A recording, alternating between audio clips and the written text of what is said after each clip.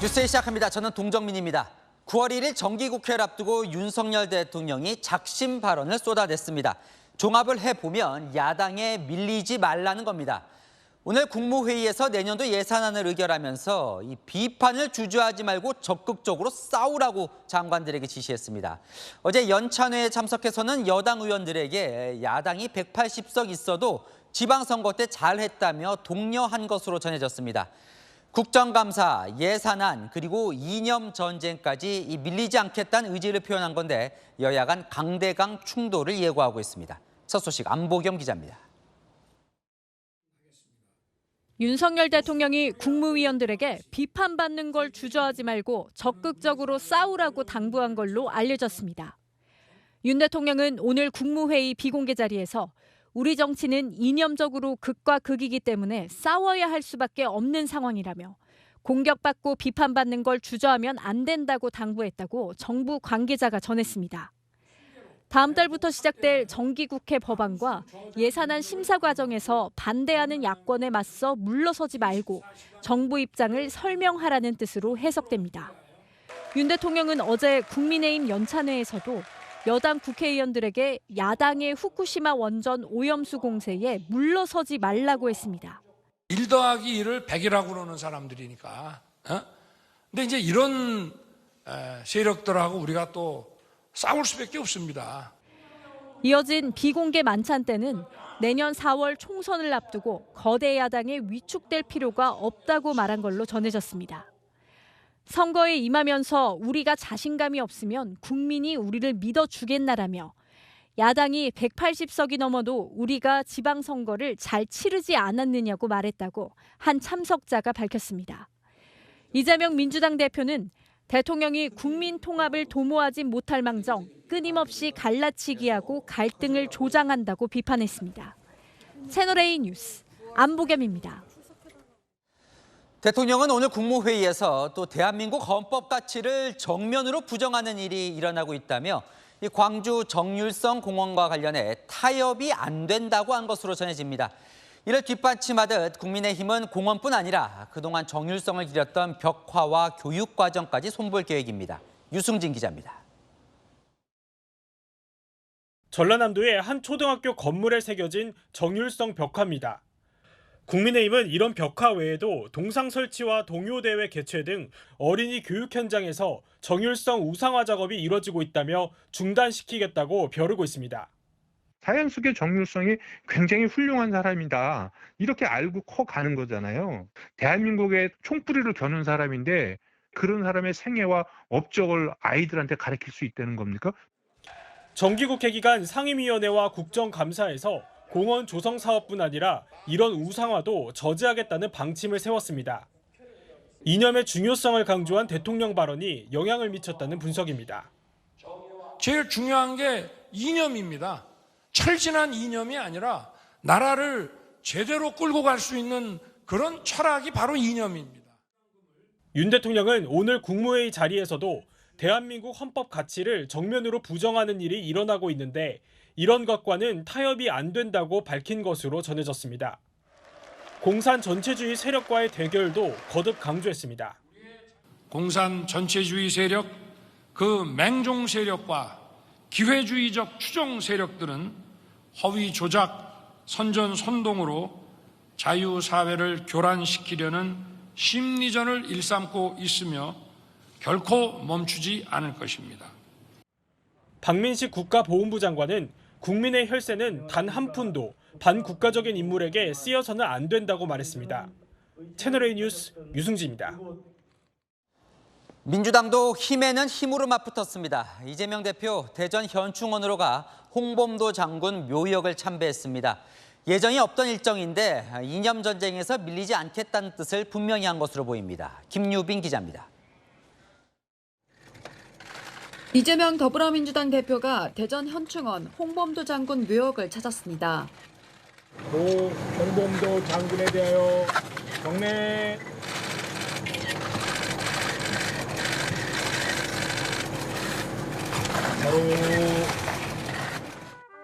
1박 2일 워크숍이 끝나자마자 예정에 없던 참배 일정을 추가한 겁니다.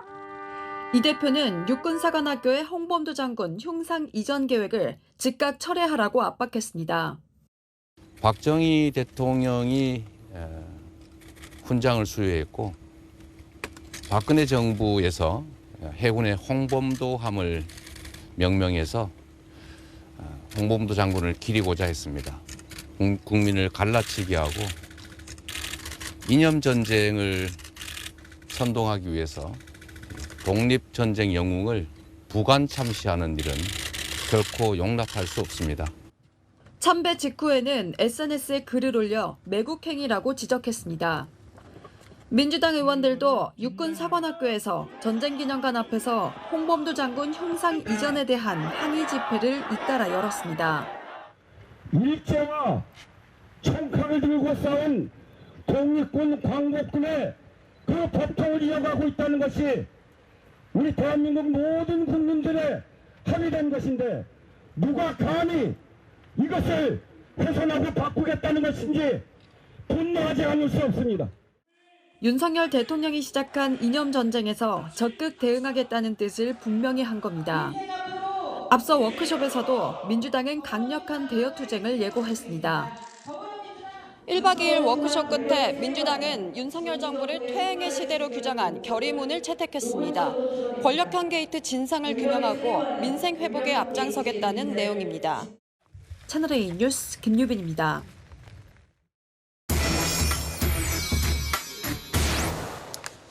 아는 기자 하자 대통령실 출입하는 조영민 기자 나왔습니다. 어제 국민의힘 연찬회도 그렇고 오늘 국무회의도 그렇고 대통령 발언이 상당히 세진 느낌입니다. 네, 맞습니다. 어제 여당 의원들에게 이 총선 자신감 이걸 주문했다면 오늘 국무회의에서는 한마디로 장관들이 싸울 줄 알아야 한다고 강조했습니다. 정무직 공무원들은 싸워야 하는 사람들이다. 비판받고 공격받는다고 국정 기조와 철학을 말하는데 주저하면 안 된다. 극과 극인 정치 지형에서 적극적일 수 없다면 그런 사람은 정치하면 안 된다. 이런 주문들이 오늘 국무회의 비공개 자리에서 있었던 것으로 파악됐습니다. 자, 싸워라. 자, 뭐와 싸우라는 겁니까? 사실상 이 야당을 겨냥했다고 볼 수 있습니다. 오늘 국무회의가 내년도 예산안에 대해서 장관들과 논의하는 자리였습니다.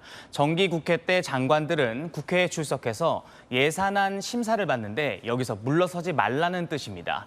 야당의 공세도 포함됩니다. 최근 이념 논쟁에서 윤석열 정부 정체성과 국정 철학을 설명하는 데 있어서 주저하거나 두려워하지 말고 선명하게 대응하라는 주문입니다.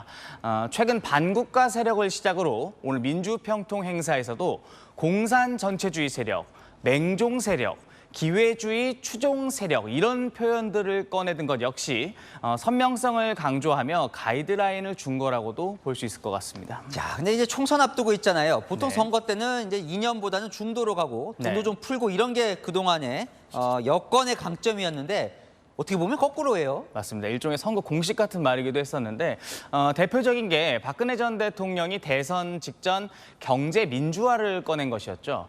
중도를 잡아야 선거에서 이길 수 있다는 정치권 공식에 따른 행보였습니다. 윤 대통령의 생각은 분명히 좀 다른 것 같습니다. 몸에 맞지 않는 옷을 입듯 중도를 잡겠다고 억지로 좌클릭을 할 게 아니라 결속된 진영의 가치와 철학을 바로 세우고 어필하는 게 사람들의 지지를 끌어올 수 있는 확장이라고 보는 것 같습니다. 대선 과정에서 이런 선거에 대한 생각을 갖게 된 것 같다고 한 여권 관계자는 설명하기도 했습니다. 앞서 제가 이 결속된 진영이라고 표현하지 않았습니까? 대통령의 오늘 발언이 국무위원들을 향한 주문이었지만 사실 여당을 겨냥한 내부 결속령 취지라는 이야기도 있었습니다. 누구에게도 척지지 않으려 하고 아무에게도 욕먹지 않으려 하면서 표만 얻겠다는 당내 안일한 일부 인식들에 대한 메시지일 수 있다는 겁니다. 자, 그렇다고 해도 대통령 발언인데 좀 거친 건 아닌가요? 선명성을 강조한 이 지금의 이 목소리 또 모습을 우려하는 목소리가 여권 내에서 나오는 것 역시 사실입니다. 여권 중진 인사는 이제 외교보다는 경제, 포용, 중도로 가야 하는데 거꾸로 가서 어떻게 선거를 치르려나 걱정이라고 우려를 나타내기도 했습니다. 안철수 의원도 오늘 최근 이념 공세에 우려가 많다면서 중도층이 떠나면 총선에서 승리할 방법이 없다고 걱정하기도 했습니다. 하지만 선명성을 강조한 대통령의 기조는 앞으로 더 강해질 것 같습니다. 제가 발언 하나를 소개해드릴 텐데요. 일부 세력의 저항이 전체인 것처럼 생각을 하면서 중도를 운운하는 이 과거와 같은 나약한 정권의 길은 걷지 않겠다. 이런 대통령실 관계자의 말은 현재의 기조를 정확하게 보여준다. 이렇게 좀 짚을 수 있을 것 같습니다. 자, 이제 그런데 정기국회예요. 예산안을 통과시키려고 해도 민주당, 제1당 민주당 협조가 필요하고 오늘 국정과제 법안 통과도 이야기하던데 이렇게 각을 세워서 되겠습니까? 맞습니다. 물론 입법부 협조 없이 처리가 어렵지만 사실 어차피 손을 내밀어도 통과가 어려운 건 마찬가지라는 생각을 갖고 있는 것도 사실입니다. 오히려 정부의 철학과 기조를 명확하게 설명해서 여론의 지지가 확보된다면 다수 의석을 가진 민주당이 마냥 반대만 하는 게 오히려 자충수일 거라는 게 대통령실 내부 판단이기도 합니다. 그게 내년 선거 때도 더 도움이 된다는 거죠. 네, 좀 시끄럽겠군요. 아는 기자 조영민 기자와 살펴봤습니다. 검찰과 이재명 민주당 대표는 소환조사 날짜를 놓고 신경전을 이어가고 있습니다. 일단 검찰은 다음 달 4일에 이 대표뿐 아니라 측근인 박찬대 의원과 천준호 비서실장을 동시에 불러 조사한다는 계획입니다. 이 세 사람의 말맞추기를 막겠다는 건데 이 대표 측 고심은 깊어지고 있습니다. 성혜란 기자입니다. 오는 30일 나오란 검찰 요구에 이재명 더불어민주당 대표는 9월 셋째 주에 나가겠다고 맞받았습니다. 국회 본회의 일정이 없을 때 출석하겠다는 겁니다. 그러자 검찰은 4일 출석을 못 박으며 바로 응수했습니다. 검찰이 9월 4일 검찰 소환 통보했는데. 네, 고맙습니다. 검찰은 이 대표가 오는 4일 출석도 거부할 경우 구속영장 발부 사유인 증거인멸과 도주 우려로 판단할 수밖에 없다는 입장입니다. 사법방해 의혹을 받고 있는 박찬대 민주당 최고위원과 천준호 민주당 당대표 비서실장과의 말맞추기 가능성도 우려하고 있습니다. 박 최고위원은 재판 지연 관여 의혹을, 천 비서실장은 경기도 공문 유출 관여 의혹 등을 받고 있습니다. 검찰은 이들 3명 모두 4일 소환을 통보했는데 동시 조사를 통해 말맞출 가능성을 아예 차단하겠다는 것으로 보입니다. 검찰 압박에 민주당 고민도 깊어지고 있습니다. 일단 이재명 대표 측은 4일에는 후쿠시마 오염수 관련 행사가 있다며 일단 가능할지 내부 논의 중이라고 밝혔습니다. 또 당내에선 박찬대 의원과 천준호 실장의 경우 참고인 조사인 만큼 반드시 나갈 필요가 없다는 의견도 나오고 있습니다. 채널A 뉴스 성혜란입니다. 라인펀드에 대한 금감원의 재검사 결과 김상희 민주당 의원이 2019년 9월에 특혜 환매를 받았다는 의혹이 제기된 상황입니다. 채널A는 라인 부사장이 법원에 제출한 자필 진술서 그리고 증권사 관계자들의 대화가 담긴 녹음 파일을 입수했습니다. 여기엔 2019년 7월부터 이미 환매가 불가능한 상태였던 정황이 담겨 있었습니다.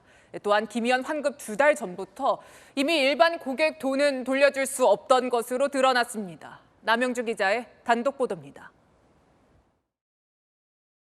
2019년 10월 1조 6천억 원에 달하는 고객 투자금을 돌려주지 못하고 환매 중단을 선언한 라임 자산운용. 채널A가 입수한 이종필 당시 라임 부사장의 자필 진술서에는 7월 19일 우리은행에 환매 불가 통보를 했다는 내용이 담겼습니다. 라임이 운용하는 어머니 펀드 아래 은행과 증권사들이 150여 개의 자식 펀드를 만들어 팔았던 상황. 우리은행이 환매가 안 됐다면 다른 금융사 펀드 역시 환매가 불가능했다는 걸 보여주는 대목입니다. 같은 해 10월 라임과 대신증권 관계자들이 나눈 환매 중단 대책회의에서도 이 같은 언급이 나옵니다. 그때부터 환매 중단이었잖아. 유동성이 확보가 안 되니까 8월 20일 날에 이렇게 해서 막고 있다. 이것만 해결되면 괜찮을 거다라고 했지. 이렇게 10월까지 환매를 막았지만 김상희 더불어민주당 의원은 9월 9일 미래에셋을 통해 투자금 일부를 돌려받았습니다. 8월 말부터 이런 지급 연기나 이런 것들에 대한 자문을 받고 하셨다고 하는데 최소한 이런 문제가 생기구나라고는 알고 계셨다는 거잖아요. 라임이 고객 돈 지급을 연기하거나 누구는 주고 안 줄 경우 발생할 문제도 사전에 알았을 가능성도 제기됐습니다. 채널A 뉴스 남영주입니다. 환매가 막힌 상황에서 특정 고객만 먼저 돌려받으면 특혜 가능성이 있습니다. 그런데 라임 부사장의 녹음 파일엔 미래에셋뿐 아니라 대신증권과도 비슷한 논의를 한 의혹이 담겼습니다. 이어서 김정근 기자입니다. 라임 환매 중단 사태가 불거진 2019년 10월. 펀드를 판매한 대신증권 센터장은 라임 측에 특정 고객의 다급한 상황을 전합니다. 몇몇 고객은 10억 못 받아갖고 60억 날려. 과장님 돈 구하러 다녀 지금. 세금 예납한다고 돈 구하러 다녀. 그런 소리야 다. 라임 부사장 이종필 씨와 함께 환매가 막힌 상황에서 특정 고객에게 돈 돌려줄 방안을 강구합니다. 이분들은 내주고 그 다음에 다 불러. 다른 분들은 다 지역인데 이분들 빼놓고는. 뭐 이분들이 나가가지고 우린 계약해가지고 받았어요. 이런 사람들도 아닐 거고. 밖으로 새어나갈 염려가 없다며 구체적인 방법까지 논의합니다. 그 방법을 뭐가 있을지 좀 찾아보자. 지금 펀드에 암수도 안 되고. 아까 뭐 개인적으로 하는 게 뭐야? 어떤 방법이야? 예를 들어서 내가 고객이고 너가 가져간다라고 하면 너랑 나랑 계약을 하는 거지. 차용증처럼 계약서를 쓰는 거지. 먼저 줘라. 그렇지. 현재 이종필 전 부사장은 징역 20년형을 확정받고 복역 중입니다. 채널A 뉴스 김정근입니다. 금융감독원은 김상희 의원에게 펀드를 판매한 미래에셋 증권에 대한 검사에 착수했습니다. 다른 증권사로 검사를 확대할 가능성도 열어뒀습니다. 신무경 기자입니다. 금융감독원이 펀드 특혜 환매 의혹과 관련해 미래에셋 증권 검사에 나섰습니다. 라임자산운용이 환매 중단 선언을 하기 한 달 전 미래에셋이 김 의원을 포함한 라임마티니 4호 펀드 가입자 16명에게 일괄 환매를 권유했는데 그 배경과 라임과의 연관성 등을 들여다보겠다는 겁니다. 김 의원이 가입한 펀드는 만기가 정해져 있지 않은 개방형 펀드입니다. 통상 가입자의 요구가 없을 때는 환매를 권하지 않는다는 점을 감안하면 이례적이라는 게 금감원 판단입니다. 김 의원이 가입한 펀드는 일주일에 2번 환매가 가능한 상품이어서 상대적으로 유리한 조건인 것으로도 드러났습니다. 3호 펀드의 경우 한 달에 한 번 또는 일주일에 한 번 환매가 가능한 상품들이 많기 때문입니다. 금감원은 미래에셋 조사 내용을 살펴본 뒤 필요하면 라임 펀드를 판매한 다른 금융사들로도 조사를 확대할 계획입니다. 채널A 뉴스 신무경입니다. 내년도 2024년도 예산안이 발표됐습니다. 올해 638조 원에서 656조 원, 2.8% 늘어났는데요. 이 2.8% 증가율은 최근 20년 들어 가장 낮은 수치, 이른바 긴축 재정입니다. 특히 지난 정부 때와 비교를 해보면 이 증가율이 확 낮아진 걸 볼 수 있는데요. 자, 내용을 볼까요? 이권 카르텔로 지목된 예산들을 줄이고 복지 예산을 확 늘렸습니다. 허리띠를 졸라맨 윤석열표 예산, 안건우 기자가 전해드립니다. 윤석열 대통령은 전 정부의 재정 만능주의를 배격한다며 20년 만에 가장 적게 늘어난 내년도 예산의 세부 내역을 공개했습니다. 선거 매표 예산을 배격하여 절약한 재원으로 서민과 취약계층, 사회적 약자를 더욱 두텁게 지원하겠습니다. 긴축 재정을 위해 정부는 총 23조 원 규모의 구조조정에 나섰습니다. 특히 이권 카르텔 분야로 지목된 연구개발 분야의 내년 예산은 25조 9천억 원으로 5조 2천억 원, 무려 16.6%가 깎여나갔습니다. 노조, 시민단체 등이 들어갔는데 부당집행 문제가 제기된 국고보조금 사업도 4조 원가량 삭감했습니다. 이를 통해 마련한 예산으로 저소득층, 노인, 청년층에 대한 지원은 강화했습니다. 복지 예산은 올해보다 12% 넘게 늘어난 122조 4,500억 원이 배정됐습니다. 내년 기초생활 생계급여는 4인 기준 약 162만 원에서 183만 4천 원으로 인상됩니다.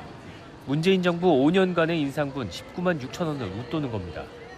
생계급여 지급 기준도 중위소득 30% 이하에서 32% 이하로 넓혀 3만 9천 가구가 새로 대상에 포함됩니다. 노인 일자리는 올해 88만 개에서 내년 103만 개로 확 늘고 수당도 6년 만에 2만 원에서 4만 원 인상됩니다.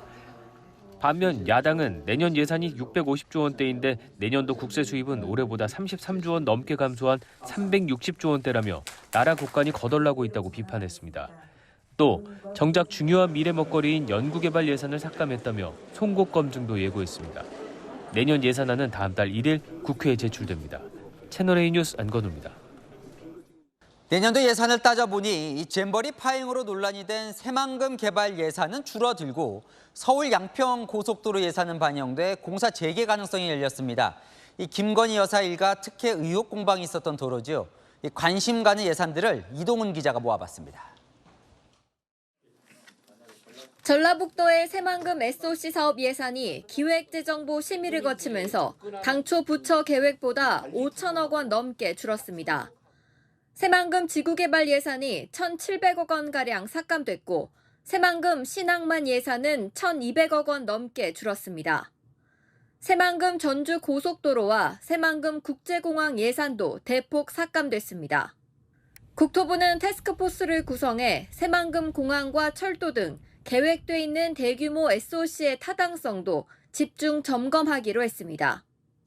전북도는 정부가 잼버리 파행 책임을 애꿎은 새만금 사업에 돌리고 있다며 날을 세웠습니다. 새만금 잼버리가 유종의 미를 거두지 못하면서 정치적 공방 속에서 근거 없는 주장과 편향된 시각들이 우리 새만금 SOC 예산에 영향을 미쳤다고 생각을 합니다. 반면 원희룡 국토부 장관이 전면 백지화를 선언했던 서울 양평 고속도로 관련 예산은 123억 원이 포함됐습니다. 기재부 관계자는 국토부 타당성 조사가 마무리되면 정상적으로 추진될 수 있도록 잔여 설계비가 반영됐다고 설명했습니다. 내년에 설계가 마무리되면 당초 계획대로 2025년에 도로 착공을 시작할 수 있습니다. 민주당은 새만금 사업에 화풀이하고 백지화 취소나 사과 없이 양평 고속도로 예산을 반영했다며 국회 예산 심의 과정에서 현미경 검증을 예고했습니다. 채널A 뉴스 이동훈입니다.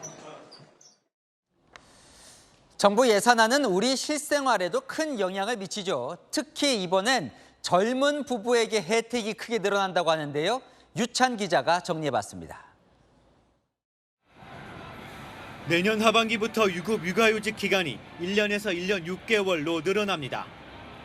배우자도 3개월 이상 육아휴직을 사용한다는 조건이 붙는데 배우자가 3개월 이상 쓰고 나면 6개월 연장이 가능한 방식입니다.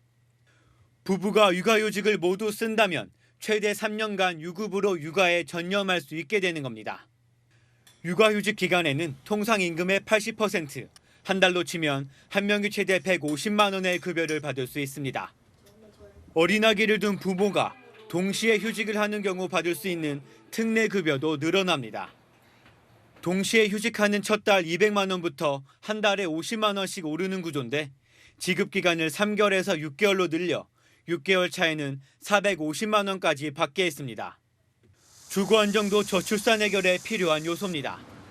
이제 집값이나 교육비로 인한 이 출산 육아 부담이 굉장히 크기 때문에 이런 부담을 줄여줄 수 있는 노력이나 정책이 계속해서 확대됐으면 좋겠다고 생각합니다. 정부는 내년 3월부터 입주자 공고일로부터 2년 이내 임신 또는 출산이 증명된 신생아 출산 가구에 대해 공공분양 특별공급 3만 호 등 총 7만 호를 공급할 계획입니다. 또 신생아 출산 가구에 대해서는 1에서 3%대 디딤돌 대출을 받을 수 있는 소득 요건을 부부 합산 7천만 원에서 1억 3천만 원으로 늘립니다. 대출 가능한 집값 기준은 6억 원에서 9억 원으로, 대출 한도는 4억 원에서 5억 원으로 확대하기로 했습니다. 채널A 뉴스 유찬입니다.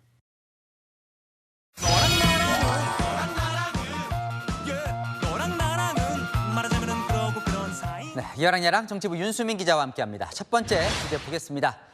국민의힘 오늘 연찬회 뒤풀이를 했던데요. 뭐가 없었을까요?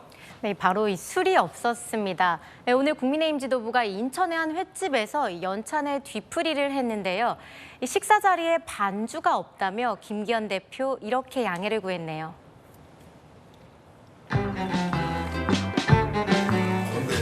고생하셨습니다. 수고하셨습니다. 와, 엄청 많이 오셨네. 민원에. 꼼꼼하게 아주 잘 진행되는 코커시합이었다. 오늘 식사 맛있게 하시면서 술을 완전 놓지 않는다는 점을 이야기해 주셨으면 좋겠습니다.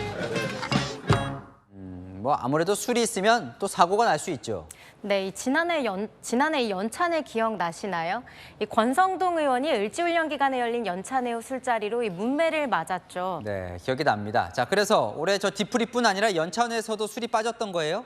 네, 지금 보시는 것처럼 이 술 대신 오미자 주스와 식혜로 건배를 대신했는데요. 이 술을 즐겨하는 대통령 약간의 아쉬움도 표했습니다.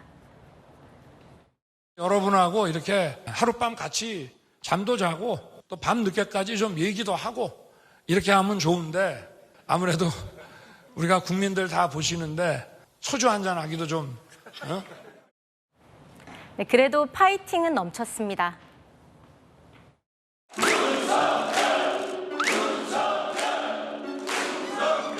우리 국민의힘 의원 연찬회를 1년에 한 번만 할 게 아니라 매달 해가지고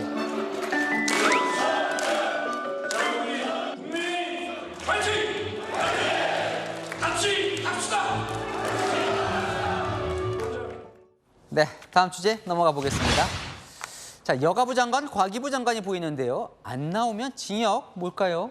네, 민주당이 이 장차관이 국회에 안 나오면 이 징역 또는 벌금을 내는 법안을 내일 발의합니다. 3년 이하 징역 또는 3천만 원 이하의 벌금을 내도록 하는 내용인데요. 며칠 전 김현숙 여가부 장관 출석을 놓고 벌어진 이 소동이 법안 발의에 불을 지폈죠.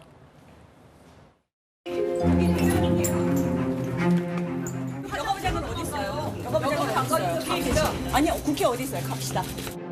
저희가 법적으로 죄책을 묻기가 불가능한 상황입니다. 국회 관행의 문제인데. 그러니까 장차관 출석이 관행의 문제였군요. 네, 지금까지 별다른 규정 없이 이 장차관의 출석은 여야 합의로 해왔거든요. 사실 이런 장면 이제는 익숙하실 것 같습니다. 일방적인 회의 진행은 멈춰 주십시오. 합의했잖아요. 부사장이 행안부 장관 왜 안 나오는 겁니까? 여당이 참석을 안 하면 정부 부처가 여당의 졸병처럼 움직이는 이런 국회 무시이자 법사위 전체 회의가 오늘로 수년이 됐죠. 그 이유가 뭡니까? 당시 아침 상황에서 출사를 동반한 고열이 있었고 개인적인 건강관리의 문제 때문에 자, 장차관들 성실하게 국회에 출석할 의무가 있죠. 네, 하지만 이 사실 장차관 탓만 할 수는 없는데요. 이번 정부 들어 이 장차관의 불출석 횟수가 크게 늘었는데 가장 많은 불출석 사유가 여야가 합의하지 못해서였습니다. 불출석 1위 장관이 이종호 과기부 장관인데 과방위는 워낙 현안이 치열해 잘 안 열리는 상임이죠.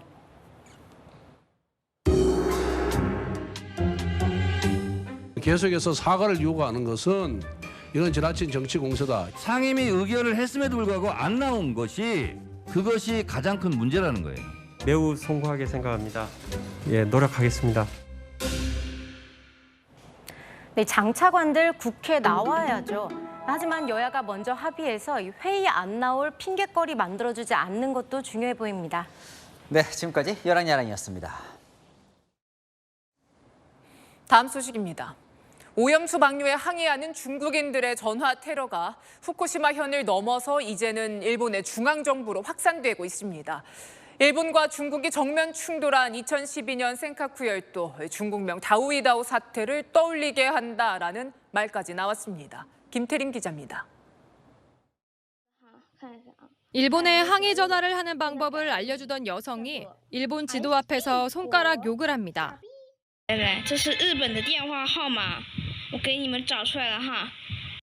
중국인들의 항의 전화가 쇄도하는 곳은 후쿠시마현과 도쿄 전력만이 아닙니다. 정부 부처가 몰려있는 도쿄 지오다 구청에 중국 국가번호 86이 찍힌 전화가 1000통 이상 걸려왔다고 일본 언론은 전했습니다. 오염수 방류에 반발하는 중국인들을 겨냥해 후쿠시마산 식재료를 사용한다고 안내문을 붙인 도쿄의 한 일식집 앞에선 소동이 벌어졌습니다. 화가 난 중국인은 경찰까지 불렀습니다.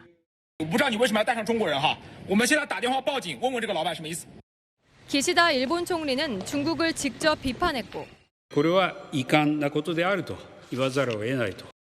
일본 재계를 대표하는 게이단렌 회장은 생각구열도 중국명 다오이다오를 놓고 정면 충돌했던 지난 2012년을 떠올리게 한다고 언급했습니다. 당시 일본 정부가 개인 소유지를 국유화하자 중국에선 일장기를 불태우고 일본 제품을 파손하며 격렬한 시위가 벌어졌습니다.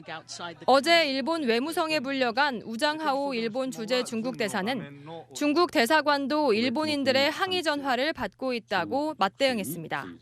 오염수 해양 방류 이후 중일 양국 갈등의 골이 깊어지고 있습니다. 채널A 뉴스 김태림입니다.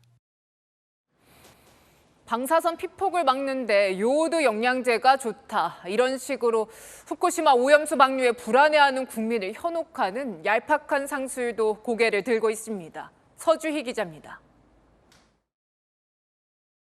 한 온라인 커뮤니티에 올라온 오염수 대처 방안이란 글입니다. 후쿠시마 오염수 방류로 방사능에 노출되면 암 유발 가능성이 있다며 요오드 섭취를 권장하고 있습니다. 온라인상에는 요오드가 함유된 미역, 해조류 등의 식품과 요오드 영양제 섭취를 권장하는 광고성 글들도 최근 확산되고 있습니다. 요오드 당장 챙겨야겠다. 요오드 섭취하면 방사능 대비할 수 있는 거냐 등 불안해하는 시민들의 반응도 이어지는 실정입니다. 요오드 영양제를 미리 먹어두면 방사성 요오드가 갑상샘에 흡수되는 걸 막을 수 있다는 주장인데 전문가들은 명백히 잘못된 정보라고 경고합니다. 이번 후쿠시마 방류수에는 요오드가 거의 걸러져서 없고요. 장기적으로 요오드를 과량 섭취하면 갑상선 암이 오히려 증가할 수도 있습니다. 오히려 건강을 해칠 수도 있다는 겁니다. 식품의약품안전처도 요오드 과다 섭취 시 발열, 오심, 구토 등의 증상이 나타날 수 있다며 성인 기준 하루 최대 섭취량 2.4mg을 초과하지 않아야 한다고 당부했습니다. 방사능 피폭에 대해서 요오드가 좀 함유되어 있는 식품이 직접적으로 영향을 줄 것이다라고 하는 부분들은 좀 잘못된 정보라고. 12년 전 후쿠시마 원전 사고 당시에도 일부 업체들이 요오드 알약으로 돈벌이에 나서 논란이 되기도 했습니다. 채널A 뉴스 서주입니다. 네, 분당 서현역 흉기난동 사건 당시에 범인 최원종의 차에 치여서 사경을 헤매던 여성이 어젯밤 끝내 숨졌습니다. 유족들은 범인이 아닌 희생자가 기억되길 바란다며 희생자의 이름과 얼굴을 공개했습니다. 올해 20살 김혜빈 씨입니다. 김태우 기자입니다. 환하게 웃고 있는 앳된 얼굴의 여성. 분당 흉기난동범 최원종이 몰 차량에 치여 뇌사 상태에 빠졌던 20살 김혜빈 씨입니다. 사고 발생 25일 만인 어젯밤 끝내 숨졌습니다. 밝고 장난기 넘쳤던 미대생이었던 김 씨는 학원 아르바이트를 마치고 돌아가던 길에 변을 당했습니다. 일단 저희 가족한테는 부모님 같은 존재 외동딸이었는데 이렇게 허무하게 고양이는 너무 아깝고. 유족들은 범인 최원종보다 피해자인 김혜빈 씨가 더 알려지고 기억돼야 한다며 부인 이름과 영정사진을 공개했습니다. 최원종의 범죄가 테러와 다름없다며 다시는 이런 비극이 있어서는 안 된다고 강조했습니다. 우리 혜빈이 같은 귀한 생명들이 또 다치지 않고 사회생활 안전하게 생활할 수 있게 그렇게 해줬으면 좋겠습니다. 앞서 차에 치였던 60대 여성에 이어 김혜빈 씨까지 이번 사건 사망자는 2명으로 늘었습니다. 최원종이 휘두른 흉기에 다친 사람도 12명입니다. 검찰은 오늘 최원종에게 살인과 살인 미수, 살인 예비 혐의를 적용해 재판에 넘겼습니다. 최원종이 망상에 빠져 범행을 저질렀지만 심신미약 상태는 아니었다고 결론 내렸습니다. 심신미약 감경 등을 인터넷 검색하면서 범행 후에 감형을 의도한 점 등을 감안하면 피고인이 범행 당시 심신미약 상태는 아니었던 것으로 밝혔습니다. 검찰은 전담수사팀에 공판까지 맡겨 죄에 상응하는 중형이 선고될 수 있도록 하겠다고 밝혔습니다. 채널A 뉴스 김태우입니다. 이런 강력범죄에 대응을 강화하려고 내년부터 현장 경찰관에게 1인당 권총 한정씩 지급됩니다. 기존 권총보다 살상력을 낮춘 저위험 권총이라 인명피해 우려와 권총 사용의 부담감을 함께 낮추겠다는 겁니다. 이혜주 기자가 취재했습니다. 정부가 내년부터 지구대와 파출소 소속 경찰들에게 저위험 권총을 한 명당 1개씩 지급하기로 했습니다. 모든 현장 경찰에게 저위험 권총을 보급하고 긴박한 상황에서 시민의 안전을 지키는 치안 역량을 강화하겠습니다. 저위험 권총은 경찰이 지난 2016년부터 34억 원을 들여 개발한 한국형 권총입니다. 경찰이 현재 사용하는 389경 리볼버 권총에 비해 살상력은 10분의 1 수준입니다. 총기 사용에 따른 인명피해 부담을 줄여 범인 제압에 더 적극적으로 사용할 수 있도록 한 겁니다.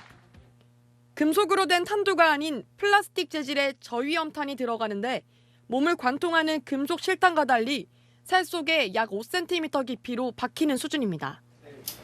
사거리는 15m 이상으로 테이저건보다 3배 더 멀리 쏠 수 있고 손잡이 부분에 총기 사용 상황을 기록하는 블랙박스도 추가할 수 있도록 고안됐습니다.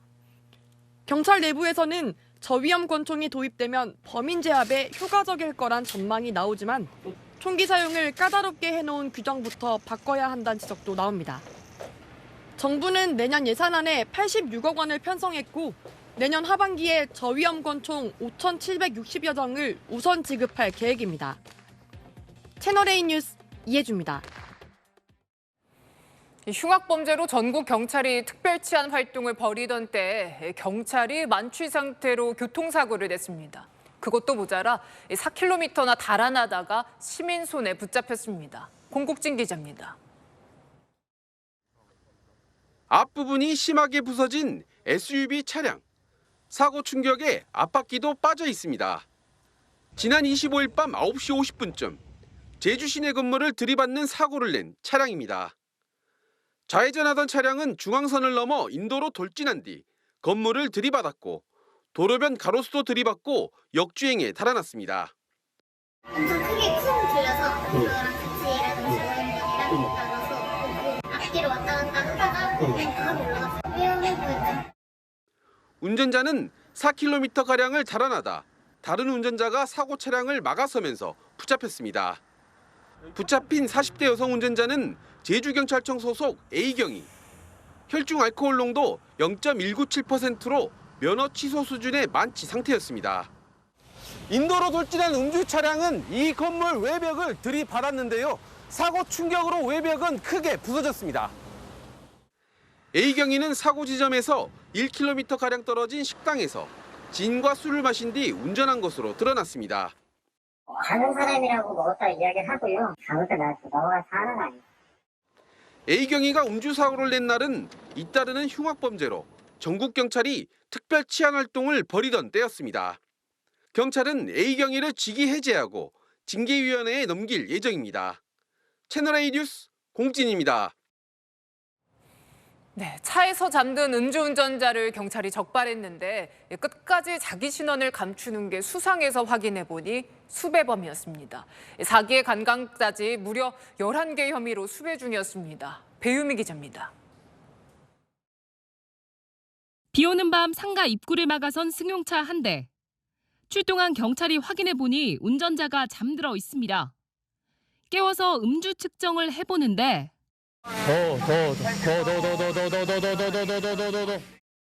혈중 알코올 농도가 0.127%, 면허 취소 수치입니다. 신원을 확인하는 경찰. 남성이 알려준 주민번호를 조회해보니 엉뚱한 결과가 나옵니다. 주민번호 다시 불러주세요. 이게 안 맞춘다고 나와요. 아닌데? 안 나는데? 아니, 안 나와요. 나오는데 왜 안 나와요? 아닌데? 사실대로 말씀하시라고. 신분증도 안 내놓고 휴대전화에 등록된 SNS 프로필도 엉뚱한 사람입니다.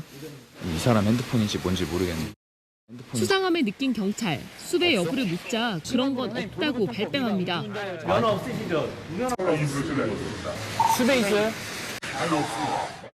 남성을 현행범으로 체포한 경찰. 지구대에 가서도 실랑이는 2시간 가까이 이어집니다. 경찰이 지문을 채취해 조회하려 하자 그때서야 정체를 실토합니다. 사기, 강간 등 11건의 혐의로 수배된 수배자. 횡령 혐의로 이미 구속영장까지 발부된 상태였습니다. 사기, 횡령, 강간 이런 제명들이 되게 많아가지고 그제서 이제 이해가 되더라고요. 이제 왜 이 사람이 인적사항을 안 댔는지 본인이 수배 사실을 인지하고 있어서 경찰은 구속영장을 집행한 뒤 이 남성의 신병을 검찰로 넘겼습니다. 채널A 뉴스 배유미입니다. 어린이 보호구역에선 24시간 제한속도 시속 30km죠. 사흘 뒤 9월부터 이 심야 시간대에 일부 지역은 50km로 제한속도가 올라갑니다. 자, 그 정도면 괜찮을지 최재원 기자가 어젯밤 어린이 보호구역에 나가봤습니다. 초등학교 앞 어린이 보호구역. 밤 10시가 넘어 인적이 드물지만 시속 30km 제한 속도를 지키느라 차들이 느릿느릿 지나갑니다. 그런데 11시가 되자 제한 속도 표지판의 숫자가 50으로 바뀌고 차들도 속도를 내기 시작합니다. 어린이 보호구역의 시간제 속도 제한이 시범 운영되는 모습입니다.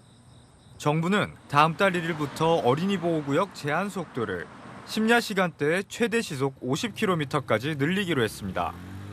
어린이 통행이 적은 늦은 밤에는 유연한 운영이 필요하다는 지적에 따른 겁니다.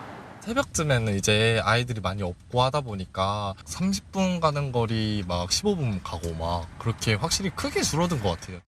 신호까지 지키면서 가다 보면 고객이 원하는 시간에는 못 가거든요. 좀 이렇게 더 이렇게 속도를 좀 늘릴 수 있으면 좋을 것 같고요. 다만 학부모들은 자칫 안전불감증으로 이어질까 봐 걱정합니다. 어두운 계통의 옷을 많이 선호하긴 하거든요. 근데 심야 때에는 또 어두운 계통의 옷이라면은 더 보이지도 않고 눈에 띄지 않으니까. 경찰은 앞으로 변동형 LED 표지판으로 교체되는 곳부터 시간제 속도 제한을 적용할 계획입니다. 채널A 뉴스 최재원입니다. 고등학생과 중학생 남매가 야산에 세워진 이 1톤 트럭에서 숨진 채 발견됐습니다. 경찰은 아버지가 이 남매들을 살해한 뒤 극단적 선택을 시도한 걸로 보고 있습니다. 배영진 기자입니다. 야산에 세워진 1톤 트럭. 화물칸엔 여행용 가방과 생활용품 등이 실려 있고 차 안에 먹다 남은 음식이 널브러져 있습니다. 경찰이 트럭을 발견한 건 어제 오후 12시 15분쯤. 트럭 조수석과 뒷좌석에 고등학생 누나와 중학생 동생이 숨져 있었습니다. 아버지는 자해를 했지만 현장에 출동한 경찰에 의해 목숨을 건졌습니다. 경찰은 아버지 A씨가 약물로 두 자녀를 잠들게 한 뒤 살해한 것으로 보고 긴급 체포했습니다. A씨는 지난주 두 자녀가 다니는 학교에 사흘간 현장 체험 학습을 간다고 신청했습니다. 하지만 아이들이 어제 학교에 결석하자 학교 측이 경찰에 실종 신고를 하면서 범행이 드러났습니다. 여기서 한 2km나 3km 정도 기자의 붙인 산소가 있습니다. 마지막으로 온 거로 추정하고 있습니다. A씨는 10년 전쯤 이혼한 뒤 홀로 두 자녀를 키워온 것으로 알려졌습니다. 경찰에 체포된 직후 자녀들을 살해한 사실은 인정했지만 구체적인 범행 동기에 대해선 입을 다물고 있습니다. 경찰은 사건 경위를 조사한 뒤 A씨에 대한 구속영장을 신청할 방침입니다. 채널A 뉴스 배영진입니다. 2019년이죠. 가수 구하라 씨가 세상을 떠난 뒤 17년 동안 연락 끊고 살던 친모가 나타나 이 상속권을 주장해 사회적 공분이 일었습니다. 이런 일을 막자며 일명 구하라법이 발의됐었는데요. 이제 이런 일은 없어졌을까요? 다시 간다. 이솔 기자가 취재했습니다.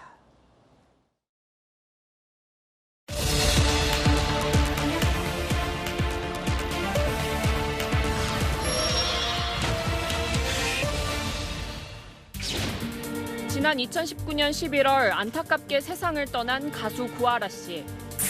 구 씨가 숨진 뒤 17년 전 친권을 포기했던 친모가 유산의 절반을 요구했고 법원은 구 씨의 친모에게 40%의 상속권을 인정했습니다. 자식을 키우는 것을 포기한 부모에게 자녀의 안타까운 사망으로 인한 상속 재산은 아무 제한 없이 가져가는 이러한 현재 상황이 과연 정의인가 하는 이후 부양 의무를 저버린 가족의 상속권을 제한해야 한다며 이른바 구하라법이 발의됐습니다. 3년이 흐른 지금 상황은 어떨까? 2년 전 경남 거제 앞바다에서 침몰한 대형 선박 127 대양호.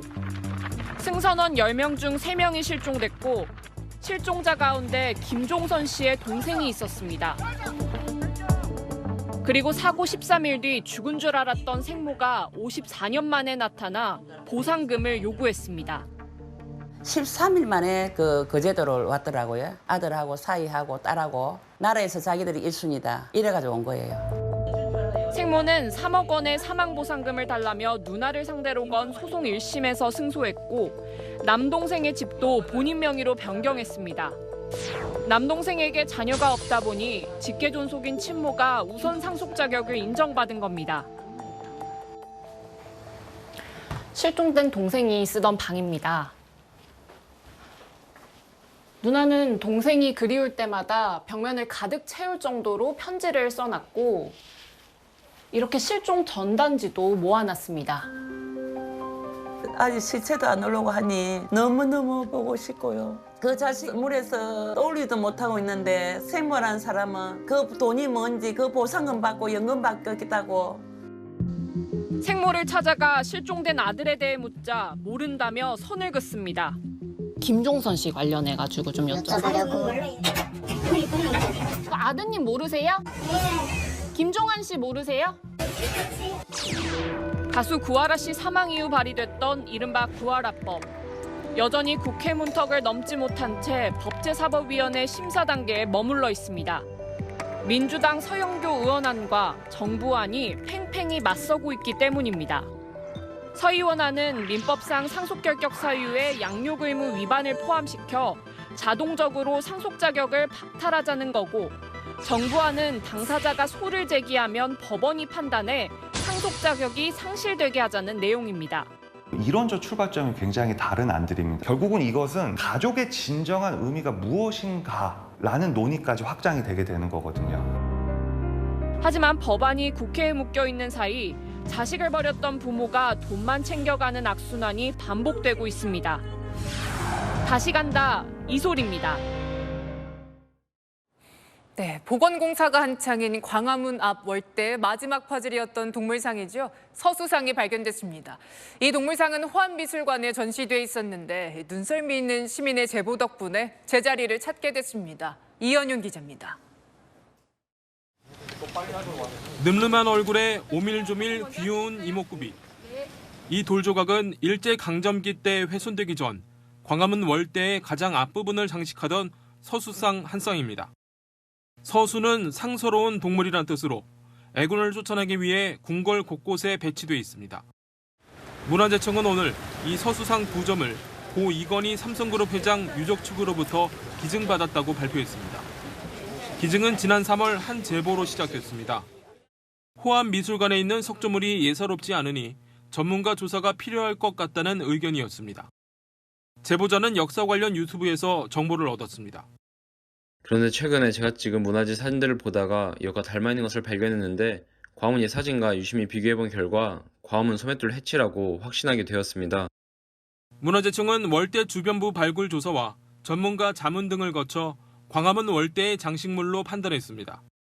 광화문 월대를 지금 발굴을 하면서 이 서수상들의 받침돌이 출토가 됐습니다. 그 사이즈와 이 작품들의 크기가 정확하게 일치해서 의심의 여지 없이 월대에 있었던 서수상으로. 뜻밖의 나타난 서수상 한 쌍은 광화문 월대 보건공사의 활용 점정이 됩니다. 문화재청은 서수상을 제 위치에 돌려놓고 오는 10월 보건공사를 마무리한 뒤 공개할 계획입니다. 채널A 뉴스 이현영입니다. 88 서울올림픽의 상징적인 장소죠. 잠실 종합운동장 주경기장은 서울올림픽 4년 전인 1984년에 지어져 40년 동안 그 모습 그대로입니다. 오늘 리모델링에 들어갔습니다. 어떤 모습으로 바뀔지 김민환 기자가 취재했습니다. 1988년 9월 17일 오전 5대양으로 열려져 있는 한강에서 방상제가 시작되면서 제24회 서울올림픽 대회 개회식 식전 행사.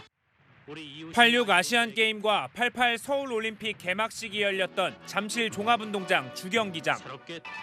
1977년 첫 삽을 떠 1984년 완공된 이후 서울의 랜드마크로 자리 잡았습니다. 하지만 준공된 지 40년이 지나며 시설은 노후화됐고 찾는 이도 줄었습니다. 이런 잠실 주경기장이 오늘부터 3년간의 리모델링에 들어갑니다. 주경기장을 둘러싸고 있는 콘크리트 데크를 모두 허물고 주경기장까지 이어지는 보행로와 광장을 조성합니다. 시민들의 접근성을 높이기 위해서입니다. 경기장 안 육상 트랙은 국제 경기 유치 수준으로 전면 교체합니다. 노후화가 특히 심한 상부 관람석 3만여 개도 모두 바꿉니다. 주경기장 양쪽에는 합숙소, 수영장 등 생활체육시설도 들어섭니다. 주경기장 지붕과 외형은 원형 그대로 보존해 역사성을 유지합니다. 88 서울 올림픽을 개최한 스포츠 성지입니다. 근데 서울시의 근대 건축 문화 유산으로 보존할 역사적 가치가 있습니다.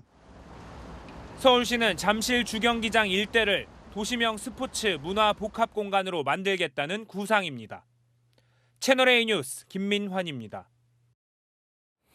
K-팝이 전 세계적으로 사랑을 받다 보니 BTS의 소속사가 미국에서 K-팝 걸그룹 멤버를 뽑는 오디션에 12만 명이 몰렸습니다. 오늘 최종 후보 20명을 공개했는데 12개 국가 출신이 한데 모였습니다. 권솔 기자입니다. 춤과 노래는 물론 K-팝에 대한 열정으로 똘똘 뭉친 오디션 최종 후보들입니다. BTS의 소속사 하이브가 걸그룹 오디션 최종 후보 20명을 공개했습니다. 한국과 미국을 비롯해 일본, 브라질, 아르헨티나 등 총 12나라에서 모였습니다. Hi everyone, my name is Adela. I'm 19 years old and I'm from Slovakia. 이들은 지난 2년간 12만 명의 경쟁자들을 제쳤습니다. I've dreamed of providing an opportunity to talented young people from all around the world be members of a fabulous band based on K-pop methodology. 최종 후보들은 앞으로 석 달간 다양한 검증 과정을 거치는 생중계 프로그램을 통해 마지막 경쟁을 펼칩니다.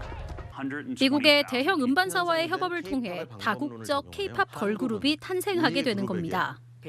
JYP도 다음 달 글로벌 오디션을 열고 해외 시장 확대에 나섭니다. 캐나다를 시작으로 5년 만에 여는 북미 지역 오디션입니다. K-팝 시스템이 날로 국제화하면서 멤버 전원이 외국인으로 구성된 그룹이 속속 나오고 있습니다. 외신들의 관심도 뜨겁습니다. And a key gig for Black Swan, a K-pop band with no Korean members. You're a K-pop group, there's no K, there's no Korean. Does it matter?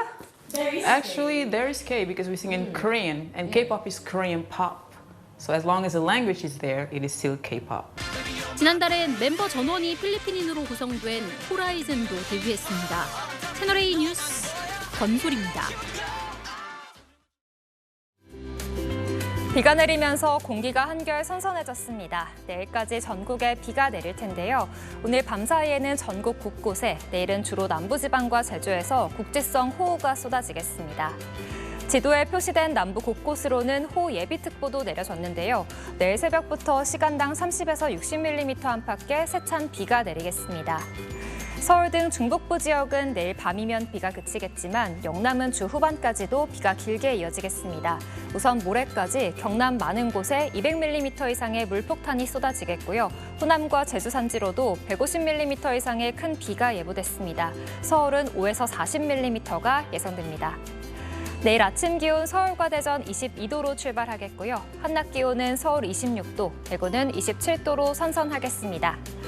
일요일에는 전국에 또다시 비가 내리겠습니다. 날씨였습니다. 매 맞는 경찰이 하루에 20명이 넘는다고 합니다. 밤마다 이 경찰이 머무는 지구대 안에서도 취객들이 난동을 피우죠. 과도한 공권력도 문제지만 흔들리는 공권력은 더 큰 위기입니다. 특히 요즘처럼 흉악범죄가 판치는 세상에서는요. 이제 경찰 인력도 본부에 모여있지 말고 지구대 파출소 현장으로 내려가도록 한다죠. 모든 현장 경찰들에겐 비살상용 권총도 지급합니다. 자, 마침표 찍겠습니다. 공권력 회복이 치안 회복 첫걸음. 뉴스에 마칩니다. 감사합니다.